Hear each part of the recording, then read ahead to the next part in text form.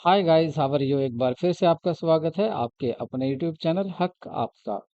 आज हम फतेह सीरीज का डे 3 देखेंगे। लेकिन उससे पहले मैं कुछ बातें बताना आपको चाहता हूं, क्योंकि बीच में आपको पता है मेरी हैबिट है, मैं कोई बात नहीं करता हूं, केवल काम ही करते हैं, मतलब क्वेश्चन ही करते हैं हम सर, बीच में कोई बातें नहीं करते।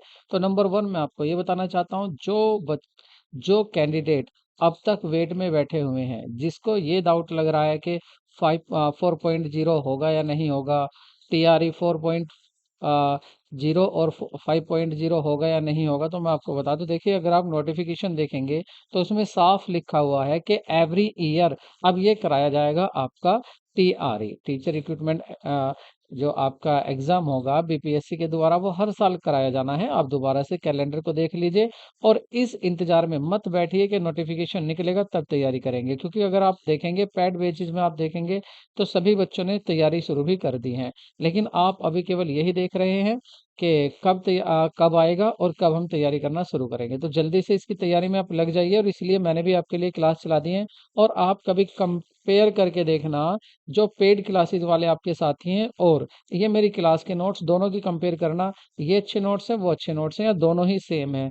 तो आप, फिर मैं आपसे अगेन कह रहा हूँ, प्लीज़ जल्दी से आप तैयारी में लग जाइए। और दूसरा, एचपीएससी की अगर हम बात करें तो एचपीएससी ने भी अब आपका नोटिफिकेशन भी दे दिया है, और डे आपके बहुत कम बचे हैं, इसलिए एक दिन भी स्किप मत कीजिए।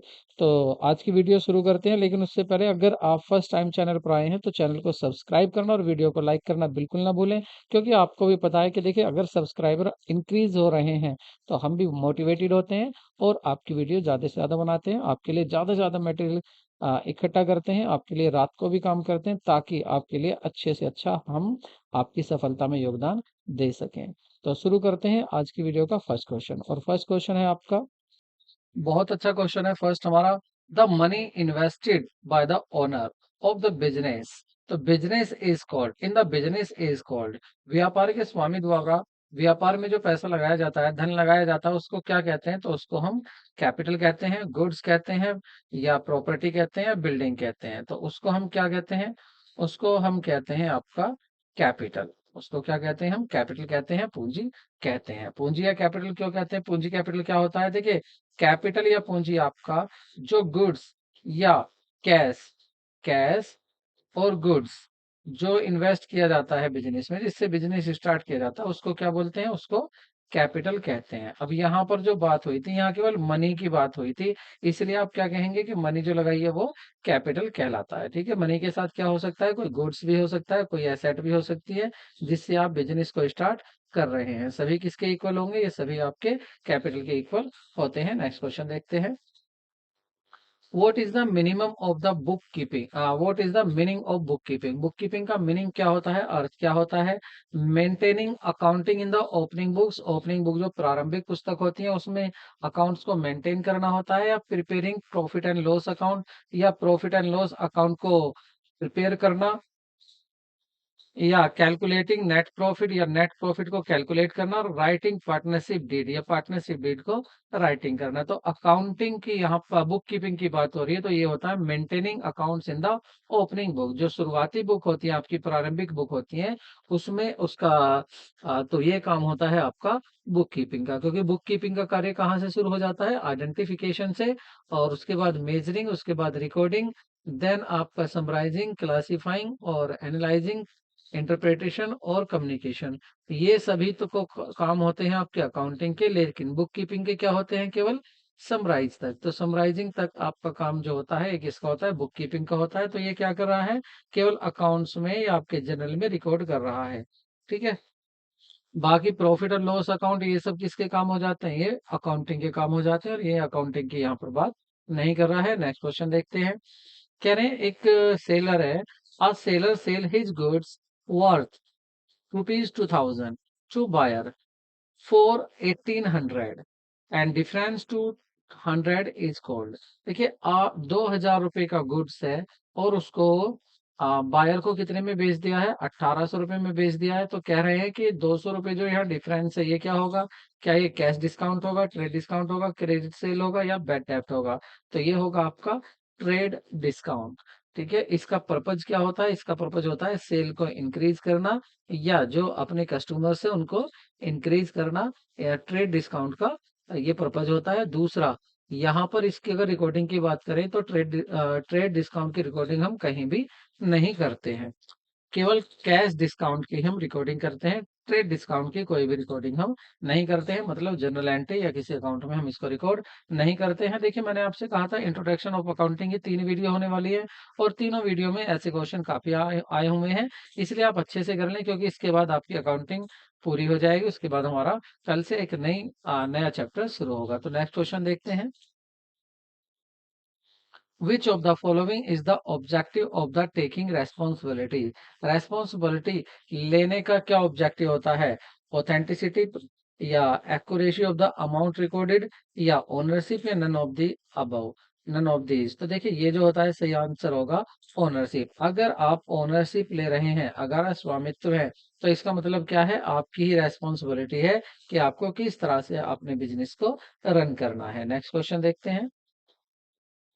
What is the main function of the accounting? Accounting का मेन फंक्शन क्या होता है? रिकॉर्डिंग करना इकोनॉमिक डेटा को, या providing information base of the work, या आपका recording of the business transaction in the classification, या आपका अचीविंग नॉन इकोनॉमिक गोल्स। देखिए, मेन जो वर्क होता है वो होता है रिकॉर्डिंग करना, और रिकॉर्डिंग किसको करना है? इकोनॉमिक डेटा को। ठीक है, किसको करना है? इकोनॉमिक डेटा को। ये होता है अकाउंटिंग का मेन फंक्शन। बाकी तो उसके फंक्शन आपके क्लासिफिकेशन भी, हम क्या समराइजिंग भी होता है, क्लासिफिकेशन भी होता है, लेकिन यहाँ पे हम वहां नहीं, हम ये बात करें यहाँ पर क्या मेन फंक्शन की। प्रमुख कार्य होता है रिकॉर्डिंग करना, तो रिकॉर्डिंग करता है इकोनॉमिक डेटा को। ठीक है, नेक्स्ट क्वेश्चन देखते हैं। Which of the following is a accounting equation? Accounting equation कौन सी है? Always you have to learn accounting equation. Assets assets is equal to capital और प्लस लाइबिलिटी, ये आपकी अकाउंटिंग इक्वेशन होती है। अब आप इससे मैच कर लीजिए। देखिए, कह रहा अकाउंटिंग बराबर एसेट प्लस लाइबिलिटी। अगर लाइबिलिटी को हम उधर एसेट की तरफ भेजेंगे, क्या प्लस होगी? नहीं, तो पहला गलत हो गया। दूसरा, कह रहे कैपिटल कैपिटल एसेट के दोनों, ये मल्टीप्लाई मल्टीप्लाई नहीं, यहाँ पर जो है ये कैपिटल इजिकल टू होगा। यहाँ capital equal to asset minus liability होगा। अगर कैपिटल की बात करें तो ये लाइबिलिटी उधर जाकर माइनस हो जाएगा, बिल्कुल सही। तो ये यहाँ सही है। देखिए, हिंदी में सही लिखा हुआ है, पूंजी बराबर संपत्ति माइनस दायित्व है। तो ये दूसरा आपका सही आ रहा है। तीसरा देखते हैं। एसेट बराबर, एसेट इधर है तो एसेट बराबर लाइबिलिटी माइनस कैपिटल होता है, नहीं, यहाँ पर क्या होगा? प्लस होता है, ये रहा। ठीक है, नेक्स्ट है आपका लाइबिलिटी। लाइबिलिटी बराबर क्या है? एसेट प्लस कैपिटल होगा, नहीं, कैपिटल उधर जाकर माइनस होगा। तो ऑप्शन क्या है सही?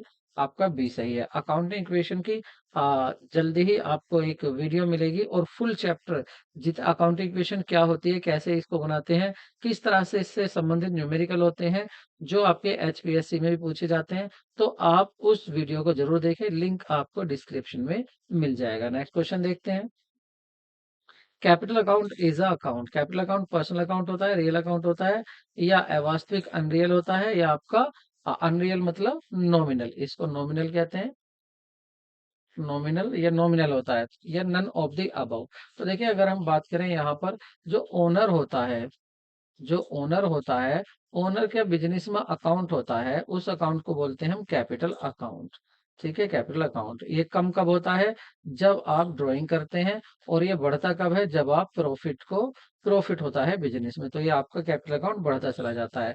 तो ओनर कौन है? एक पर्सन होगा जो बिजनेस को चला रहा है, और जो पर्सन होता है वो किस में आते हैं? आपके पर्सनल अकाउंट में आते हैं। तो पर्सनल अकाउंट में कौन आते हैं आपके?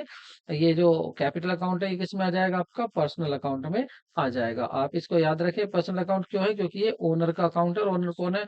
पर्सन है, और पर्सन किस में आते हैं? आपके पर्सनल अकाउंट में आते हैं। नेक्स्ट क्वेश्चन देखते हैं।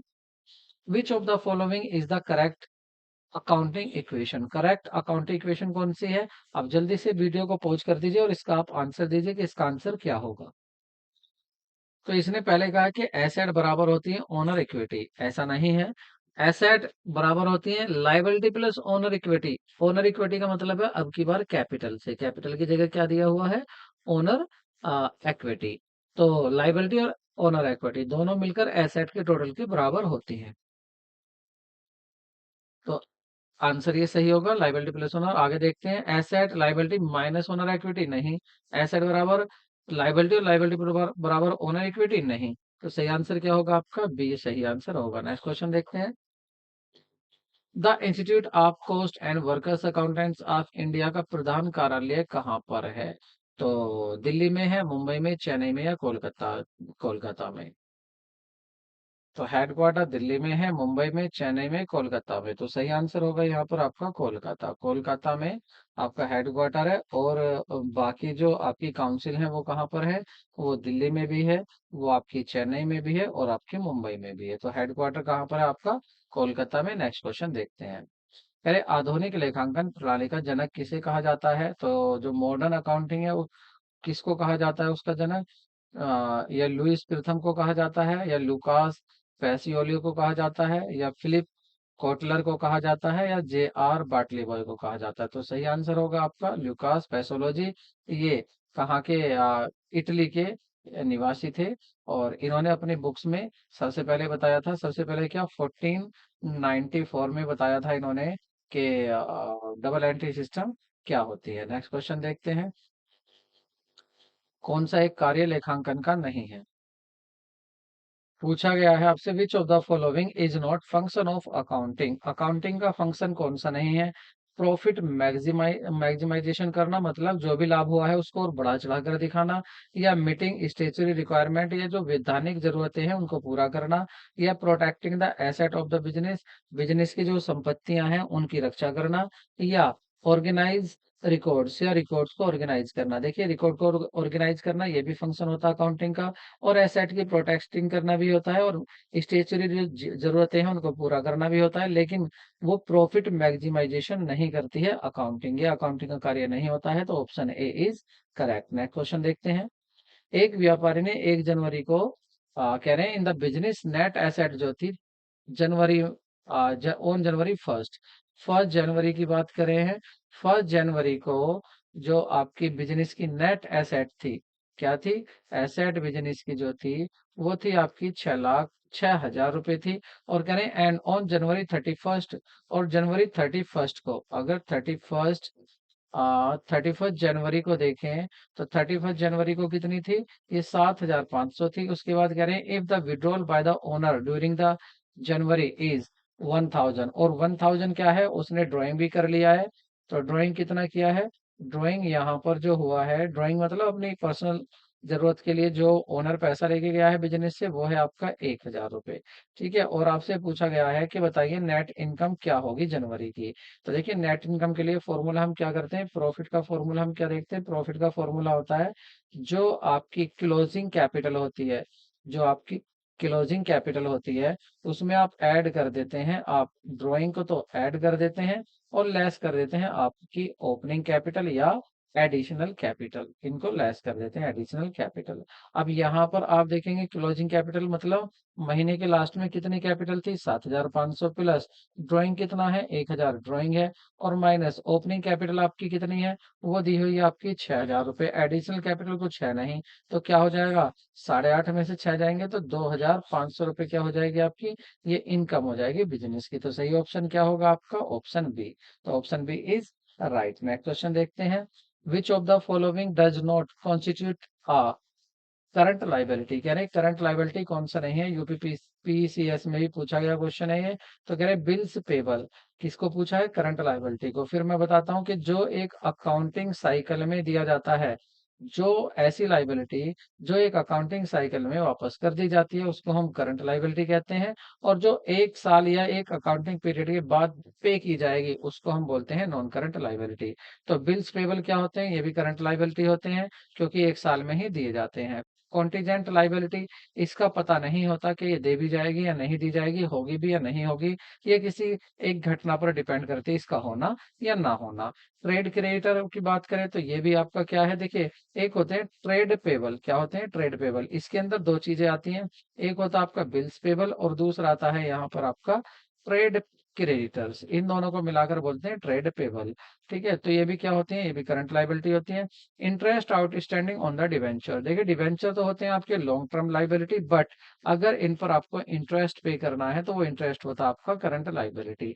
लेकिन यहाँ बात कॉन्टीजेंट लाइबिलिटी की होगी। देखिए कॉन्टीजेंट लाइबिलिटी एक ऐसी लाइबिलिटी होती है जिसका होना या ना होना किसी घटना पर डिपेंड होता है कि ये लाइबिलिटी होगी भी या नहीं होगी। अगर देखिए एक एक बात सुनिए, एक बात सुनिए, जैसे आपका कस्टमर है, आपने अपने कस्टमर को कोई सामान बेचा है, ठीक है, सामान उसको पसंद नहीं आया, उसको कुछ लॉस हो गया, तो वो क्या करेगा, केस कर देगा। ठीक है, कोर्ट में आपके उस पर केस कर देगा। अगर वो केस जीत गया तो कोर्ट क्या करेगा, जो वहां का जज है, जज क्या करेगा, आपकी कंपनी पे पेनल्टी लगा देगा। तो वो पेनल्टी कितनी होगी आपको नहीं पता, वो जीतेगा या आप जीतोगे ये भी नहीं पता। ठीक है, कस्टमर जीत गया तो आपकी लाइबिलिटी बनेगी, और कस्टमर हार गया तो आपकी लाइबिलिटी नहीं बनेगी। इसलिए जो कॉन्टीजेंट लाइबिलिटी है उसका होना या ना होना किसी घटना पर डिपेंड करता है। और हाँ, इसकी एक जरूरी बात और भी है। बात ये आती है कि इसको शो कहाँ करते हैं, तो इसको शो कहाँ करते हैं, इसको शो जो करते हैं वो बैलेंस शीट के अंदर शो नहीं किया जाता। ये जो एडिशनल इंफॉर्मेशन है, एडिशनल इंफॉर्मेशन में ये शो किया जाता है। ठीक है, ये आपको याद रखना है। ठीक है, नोट टू अकाउंट भी उसको कह देते हैं जहां पर ये शो किया जाता है। ठीक है, तो आपको याद रखना ये क्या होती है आपकी, ये आपकी कॉन्टीजेंट लाइबिलिटी करंट लाइबिलिटी में इंक्लूड हम नहीं कर सकते इसको। तो ऑप्शन क्या होगा आपका, B is correct. Next question देखते हैं। Prepaid insurance account, prepaid insurance account क्या होगा, देखिए आप इंश्योरेंस देते हैं, मान लेते हैं इस साल का इंश्योरेंस आपको जो देना था वो था 10,000 रुपीज, लेकिन आपने लास्ट मंथ मतलब 31 मार्च से पहले ही लास्ट मंथ जो था उसमें आपने 15,000 पेड कर दिया। अब ये कैसे किया, 10,000 तो था इस ईयर का और 5,000 आपने एडवांस में दे दिया, तो इसको बोलते हैं प्रीपेड इंश्योरेंस। अब आपने किसी को एडवांस में पैसा दे दिया, क्या आपके ऊपर, आपके मतलब बिजनेस के ऊपर तगादा है या एसेट है, तो ये होगी आपकी एसेट। ये क्या बन जाएगी आपकी, एसेट बन जाएगी। और एसेट भी कौन सी होगी, ये होगी आपकी करंट एसेट। ठीक है, तो करंट एसेट बन जाता है। अब यहाँ पर पूछा है कि अगर आप ऐसा कर देते हैं, प्रीपेड इंश्योरेंस पे कर देते हैं, तो क्या वो एक्सपेंस होगा, रेवेन्यू होगा, एसेट होगा या लाइबिलिटी होगा, तो वो होगा आपके बिजनेस के लिए एसेट होगा, आपने खर्चा एडवांस में दे दिया। नेक्स्ट क्वेश्चन देखते हैं। Which of the following is a personal account, personal account कौन सा है, कह रहे हैं prepaid salary account, drawing account, outstanding rent account या ऑल ऑफ द अबव। तो अगर हम अकाउंट्स की यहाँ पर बात करें, टाइप्स ऑफ अकाउंट्स देखें, तो टाइप्स ऑफ अकाउंट देखिए, पहली बात तो आपको जो अप्रोच है आपकी, दोनों अप्रोच आपको पता होनी चाहिए। अप्रोच आपकी दो अप्रोच है, एक है आपकी एक है आपकी ट्रेडिशनल अप्रोच और एक है आपकी मॉडर्न अप्रोच। तो आपको दोनों से अकाउंट के टाइप्स पता होने चाहिए। अगर मैं ट्रेडिशनल अप्रोच की बात करूं तो ट्रेडिशनल अप्रोच में आपके दो अकाउंट्स होते हैं, एक होता है आपका पर्सनल अकाउंट, एक होता है पर्सनल अकाउंट और दूसरा होता है आपका इम्पर्सनल अकाउंट। और जो पर्सनल अकाउंट होता है इसके भी टाइप्स हो जाते हैं, इसके भी एक हो जाता है आपका नेचुरल पर्सनल अकाउंट, दूसरा हो जाता है आपका आर्टिफिशियल पर्सनल अकाउंट और तीसरा आपका होता है इसमें रिप्रेजेंटेटिव पर्सनल अकाउंट। तो ये तीन होते हैं। और इम्पर्सनल की बात करें तो यहाँ पर दो अकाउंट आ जाते हैं आपके, एक आ जाता है आपका रियल अकाउंट, रियल अकाउंट हो जाता है और दूसरा हो जाता है आपका नॉमिनल अकाउंट, नॉमिनल अकाउंट इस तरह से होते हैं। और अगर बात करें यहाँ पर मॉडर्न अप्रोच की, तो मॉडर्न अप्रोच में आप याद कर सकते हैं क्लियर से, सब कुछ क्लियर हो जाएगा, CLEAR, इससे आप याद कर सकते हैं कि C4 क्या होगा, कैपिटल अकाउंट होगा, तो मॉडर्न अप्रोच में कैपिटल अकाउंट होता है। L4 क्या होगा, लाइबिलिटी होगा, लाइबिलिटी अकाउंट होता है। और E4 क्या होगा आपका, E4 होता है आपका एक्सपेंसिस अकाउंट, तो एक एक्सपेंस अकाउंट हो जाएगा। और A4 क्या होगा आपका, A4 हो जाएगा आपका एसेट्स अकाउंट, एसेट अकाउंट। और R4 क्या होगा, R4 होगा आपका रेवेन्यू अकाउंट। ठीक है, तो ये जो अकाउंट्स होते हैं ये आपके मॉडर्न अप्रोच से होते हैं और ये अकाउंट्स आपके होते हैं ट्रेडिशनल अप्रोच, ट्रेडिशनल अप्रोच से। अब ट्रेडिशनल अप्रोच में नेचुरल पर्सन कौन है, जिसने भी नेचुरली जन्म लिया है, जैसे शानू, मानो, अमन, मुत्तक, ठीक है, ये सब क्या है, ये नेचुरल पर्सनल है, क्योंकि इन लोगों ने सभी ने नेचुरली जन्म लिया है। आर्टिफिशियल क्या है, जैसे हक आपका, इसने जन्म ले लिया, हमने और आपके सहयोग से इसका जन्म हुआ है, और इस आपके सहयोग से ये चल रहा है। हक आपका, या कोई स्कूल हो सकता है जैसे डीपीएस स्कूल है, या आपका कोई बैंक हो सकता है जैसे एसबीआई बैंक है, ये सभी क्या है, ये सभी इसमें कह सकते हैं हम इंस्टीट्यूशन। तो जितने भी इंस्टीट्यूशन बनाए गए हैं वो सब क्या है, आर्टिफिशियल पर्सनल अकाउंट। और रिप्रेजेंटेटिव कौन से होते हैं, ये होते हैं ऐसे जो किसी अकाउंट को रिप्रेजेंट करते हैं और आगे जाकर उसी अकाउंट में इन्वॉल्व हो जाते हैं। और मेनली यहाँ पर क्या होते हैं, आपके चार नेम होते हैं, या तो होगा एक्रूड इनकम होगा, आप इसको याद रखें, एक्रूड इनकम होगा या अनएक्रूड इनकम होगा। एक्रूड इनकम, देखिए एक्रूड इनकम कौन सी है, ऐसी इनकम जो आपने अन तो कर ली, income earn but not receive, मतलब आपने कमा तो ली लेकिन आपको पैसा नहीं मिला, तो वो क्या होगी, एक्रूड इनकम। और दूसरी हो जाएगी income received but not earned, आपने रिसीव तो कर ली लेकिन कमाई नहीं है, वो क्या हो जाएगी, अनएक्रूड इनकम हो जाएगी, और उसको बोलेंगे आपकी अनएक्रूड इनकम। और इसी तरह से एक्सपेंसेस हो जाएंगे, या तो होंगे एक्सपेंसेस आपके प्रीपेड एक्सपेंसेस, या तो होंगे आपके प्रीपेड एक्सपेंसेस, या होंगे आपके आउटस्टैंडिंग एक्सपेंसेस। आउटस्टैंडिंग एक्सपेंसेस कौन से हैं, जिसका टाइम तो हो गया लेकिन आपने पे नहीं किए, तो वो आउटस्टैंडिंग एक्सपेंसेस हो जाएंगे।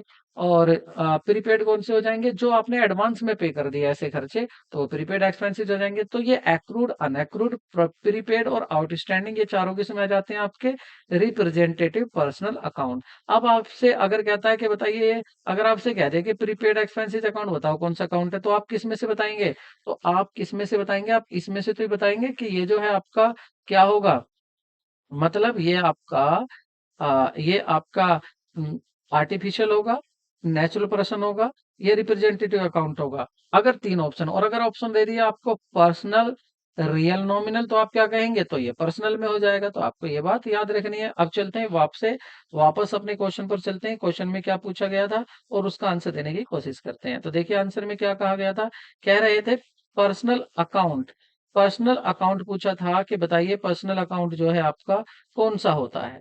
तो यहाँ पर पूछा गया था आपका पर्सनल अकाउंट कौन सा होता है, प्रीपेड सैलरी अकाउंट, क्या ये पर्सनल होगा, ड्राइंग अकाउंट पर्सनल होगा, आउटस्टैंडिंग रेंट अकाउंट पर्सनल होगा, या ऑल ऑफ द अबव, सभी। तो आंसर क्या हो जाएगा, सभी। सभी क्यों हो जाएंगे, अभी जैसा मैंने बताया था सभी में क्या आ रहा है। देखिए प्रीपेड सैलरी अकाउंट ये क्या हो जाएगा, ये रिप्रेजेंटेटिव पर्सनल अकाउंट हो जाएगा। ठीक है, ड्राइंग अकाउंट ये क्या है आपका, ये किसी पर्सन से रिलेटेड होता है, ओनर से, तो ये क्या हो जाएगा, नेचुरल पर्सनल अकाउंट हो जाएगा। आउटस्टैंडिंग रेंट अकाउंट, ये आउटस्टैंडिंग जैसा भी बताया मैंने, रिप्रेजेंटेटिव पर्सनल अकाउंट हो जाएगा। तो ये सभी क्या है, पर्सनल अकाउंट्स है। नेक्स्ट क्वेश्चन देखते हैं, which of the following is not a function of accounting, accounting का फंक्शन कौन सा नहीं है, पीसीएस प्री में ये पूछा गया क्वेश्चन है।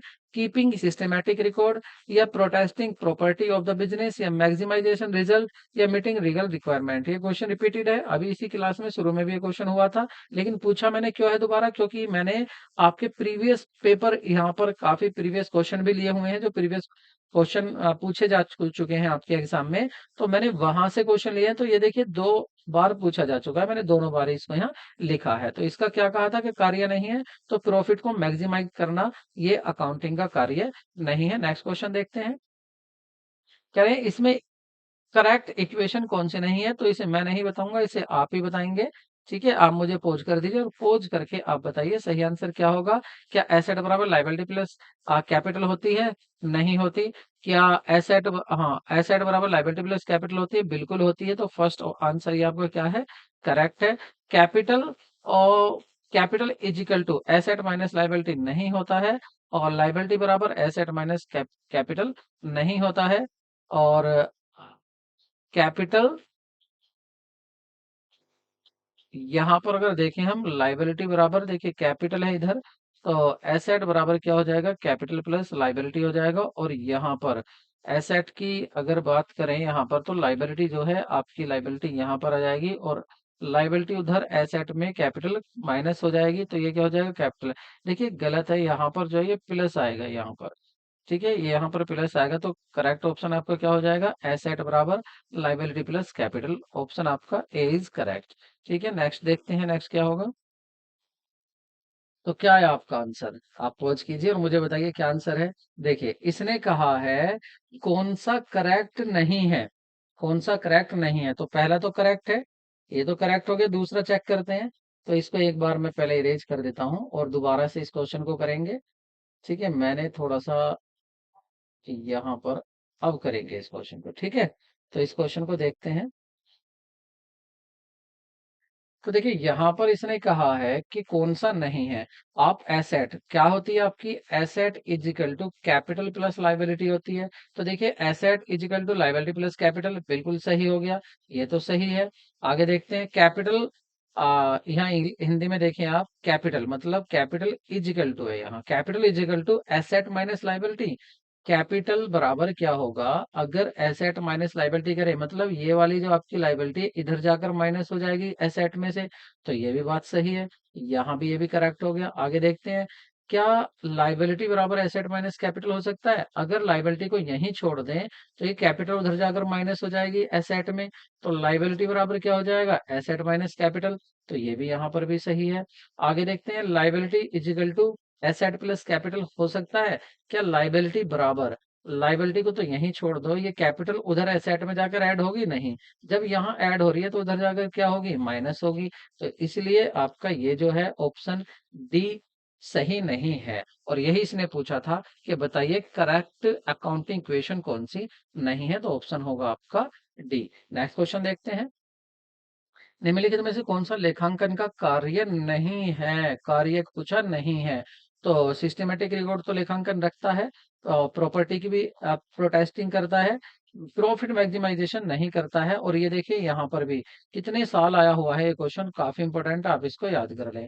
तो प्रॉफिट मैक्सिमाइजेशन नहीं करता है, और यही इसका सही आंसर है। नेक्स्ट क्वेश्चन देखते हैं, स्वामी द्वारा अपने निजी उपयोग हेतु व्यवसाय से माल निकालने पर क्रेडिट किया जाएगा। देखिए आपसे विड्रॉल, ये तो आपको पता ही है कि अगर कोई बिजनेसमैन अपने पर्सनल यूज के लिए बिजनेस से कुछ गुड्स या पैसा निकालता है तो उसको ड्राइंग कहते हैं। लेकिन बात यहाँ ड्राइंग की नहीं हो रही, यहाँ आपसे पूछा गया है कि उसकी जर्नल एंट्री क्या होगी। तो आप उसकी जर्नल एंट्री क्या करेंगे, तो जब आप कुछ ड्राइंग करते हैं तो उसकी एंट्री होती है परचेज अकाउंट, सॉरी उसकी एंट्री होती है आपकी ड्राइंग, ड्राइंग अकाउंट डेबिट होता है, और टू होता है आपका परचेज अकाउंट। वो क्या होता है, परचेज स्टॉक, परचेज अकाउंट, ये एंट्री पास करते हैं। तो इसने पूछा था क्रेडिट क्या करोगे, क्या आप परचेज अकाउंट को करोगे, सेल्स अकाउंट को करोगे, सप्लाई अकाउंट को करोगे या स्टॉक अकाउंट को करोगे। तो हमेशा आप परचेज अकाउंट को ही क्या करते हैं, अगर परचेज का ऑप्शन है तो आप क्या करेंगे, हमेशा परचेज अकाउंट को ही क्या करते हैं, क्रेडिट करते हैं। देखिए अगर ड्रॉइंग हुआ हो, या ऐसा भी हो जाता है माल कभी कभी आग से नष्ट हो जाता है, तो उसको loss by fire account debit, और टू परचेज, यहाँ भी परचेज आता है। अगर डोनेशन देते हैं तो donation account debit to purchase, यहाँ भी परचेज आता है। अगर आपका कोई नेचुरल कैलेमिटी हो जाती है, या आप सैंपल में अगर देते हैं, माल को सैंपल में देते हैं, तो सैंपल या एडवर्टीजमेंट अकाउंट डेबिट और टू परचेज, इन सभी केसों में, जितने भी केसेस दिए हुए हैं सभी केसेस में आपका परचेज अकाउंट ही क्रेडिट होता है, ये आपको याद रखना है। Option B is correct. Next question देखते हैं, the first accounting standard issued by accounting standard board of India ASBI related to. जो फर्स्ट अकाउंटिंग स्टैंडर्ड, देखिए ये क्वेश्चन अकाउंटिंग इक्वेशन में आ गया, दे दिया ठीक है, लेकिन एक जो आपके गैप होगा, तो गैप के ऊपर हम जितने भी अकाउंटिंग प्रिंसिपल हैं उनके ऊपर यहाँ पर एक वीडियो बनाने वाली है, और ये आप कल शायद इसकी वीडियो पूरी कंप्लीट हो जाएगी। इसके नोट्स हमारे प्रीवियस क्वेश्चन से भी और आपकी बुक से भी, एनसीईआरटी से भी सभी कंप्लीट हो जाएंगे, तो शायद ये कल आपकी हो जाए। तो वैल्यूएशन ऑफ इन्वेंट्री, या depreciation of accounting, disclosure of accounting, या रेवेन्यू रिकॉग्निशन, आय की पहचान से। तो जो फर्स्ट की बात हुई है यहाँ, प्रथम की बात हुई है, फर्स्ट अकाउंटिंग स्टैंडर्ड जो था वो क्या बताता, वो बताता था आपका कि डिस्क्लोजर ऑफ अकाउंटिंग पॉलिसीज, के अकाउंटिंग पॉलिसीज को किस तरह से आपको डिस्क्लोज करना है। वैल्यूएशन ऑफ इन्वेंट्री की बात करें या डेप्रिसिएशन की बात करें, तो ये इसमें कौन सा अकाउंटिंग स्टैंडर्ड होता है, ये भी जल्दी से आप मुझे लिखकर बता दीजिए कि अकाउंटिंग स्टैंडर्ड कौन सा है जो आपका वैल्यूएशन ऑफ इन्वेंट्री में होता है या डेप्रिसिएशन में होता है, और रेवेन्यू रिकग्निशन से संबंधित होता है। बताइए कौन कौन से इसमें कौन कौन से प्रिंसिपल नहीं, कौन कौन से अकाउंटिंग स्टैंडर्ड होते हैं।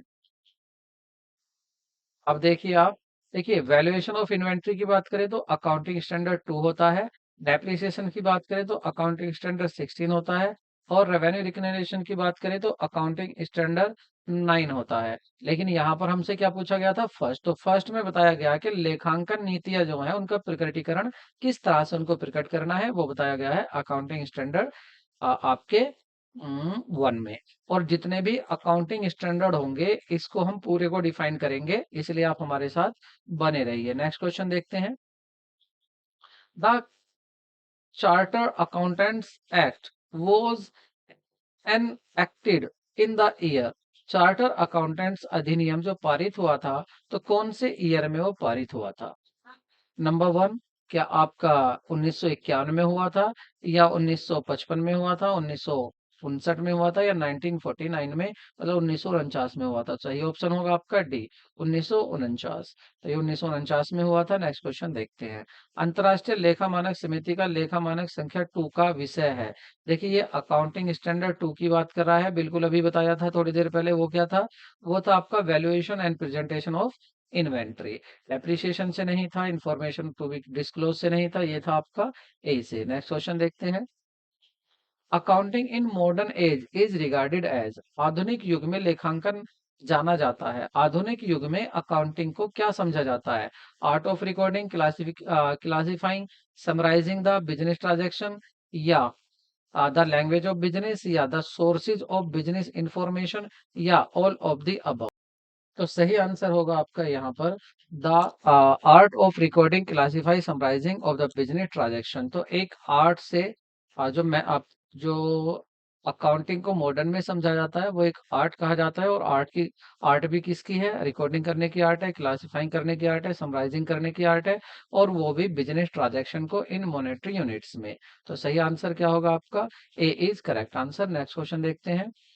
The user group of accounting information. जो अकाउंटिंग इंफॉर्मेशन का यूजर ग्रुप होता है वो कौन से होते हैं? पीसीएस में पूछा हुआ क्वेश्चन है। Owner of the business, manager of the business, या potential investor of the business, या ऑल ऑफ द अबाउट। तो सही आंसर होगा आपका all of the above D, क्योंकि ये सभी क्या है? अकाउंटिंग इंफॉर्मेशन को यूज करते हैं, ये अकाउंटिंग इंफॉर्मेशन के यूजर होते हैं। नेक्स्ट क्वेश्चन देखते हैं। Carry on the basis of the following statement, identify the correct option out of the following। आपको ये जो ऑप्शन दिए हैं ये सभी ऑप्शन है। आपको अब जो क्वेश्चन दिया जाएगा उसमें आपको एक असर्शन होगा ए, एक होगा आपका रीजन आर। अगर ए सही है और आर भी सही है तो आपका, और ए भी सही है, आर भी सही है, और लेकिन ये जो आर है ये ए के बारे में करेक्ट एक्सप्लेनेशन नहीं दे रहा है, तो इस सिचुएशन में आपका ऑप्शन होगा ए।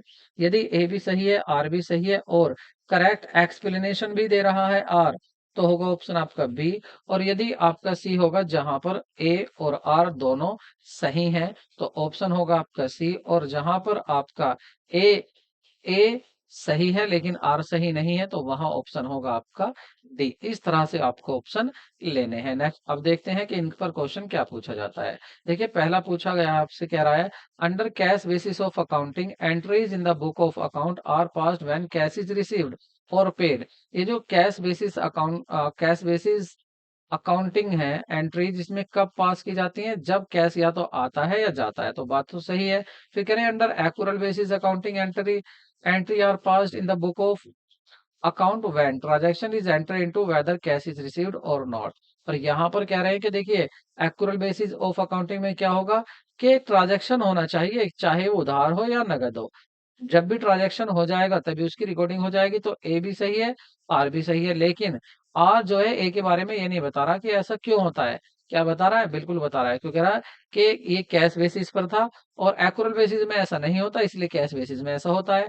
तो ए के बारे में आर सही बता रहा है, इसलिए ऑप्शन क्या हो जाएगा आपका? ये हो जाएगा आपका ऑप्शन बी। तो ऑप्शन बी इज करेक्ट होगा।